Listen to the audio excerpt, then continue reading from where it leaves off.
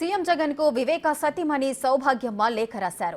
తమ కుటుంబంలోని వారే వివేక హత్యకు కారకులు కావడం బాధిస్తోందని, వారికి మీరు రక్షణగా ఉండటం మరింత కలిచివేస్తోందన్నారు.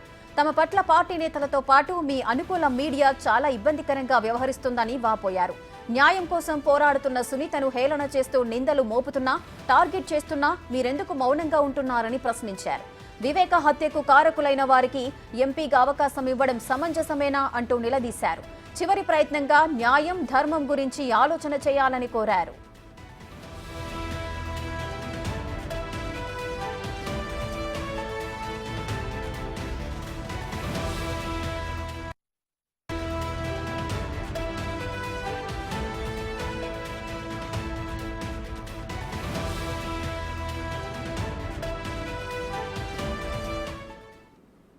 సీఎం జగన్ కు వివేక సతీమణి సౌభాగ్యమ్మ లేఖ రాశారు.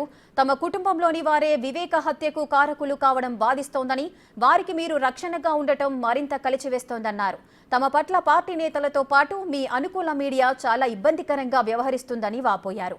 న్యాయం కోసం పోరాడుతున్న సునీతను హేళన చేస్తూ నిందలు మోపుతున్నా, టార్గెట్ చేస్తున్నా కూడా మీరెందుకు మౌనంగా ఉంటున్నారని ప్రశ్నించారు. వివేక హత్యకు కారకులైన వారికి ఎంపీగా అవకాశం ఇవ్వడం సమంజసమేనా అంటూ నిలదీశారు. చివరి ప్రయత్నంగా న్యాయం, ధర్మం గురించి ఆలోచన చేయాలని ఆమె కోరారు.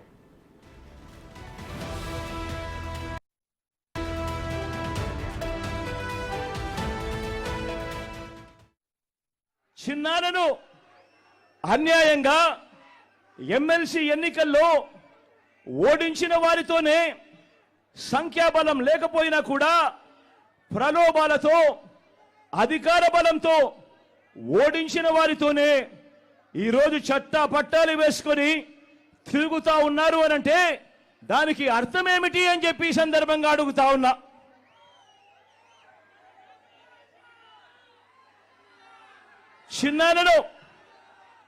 చిన్నానకు రెండో భార్య ఉన్న మాట వాస్తవం అవునా కాదా?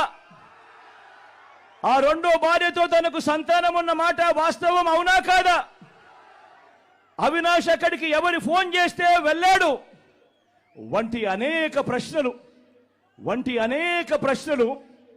అవినాష్ తన అనేక ఇంటర్వ్యూస్లో, తన ప్రెస్ కాన్ఫరెన్స్లో తాను లేవనెత్తిన ప్రశ్నలు సహేతుకమే కదా అని చెప్పి ఎవరైనా అవినాష్ వైపు ఎవరైనా మాట్లాడితే చాలు వెంటనే వారి మీద కూడా అడ్డగోలు ఆరోపణలు చేస్తూ కుట్ర రాజకీయాలు చేస్తా ఉండడం ధర్మమేనా అని చెప్పి ఈ సందర్భంగా ప్రతి ఒక్కరిని